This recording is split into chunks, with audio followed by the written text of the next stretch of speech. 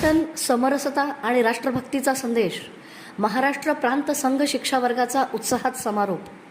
महाराष्ट्र प्रांताच्या संघ शिक्षा वर्गाचा समारोप उत्साहपूर्ण वातावरणात संपन्न झाला.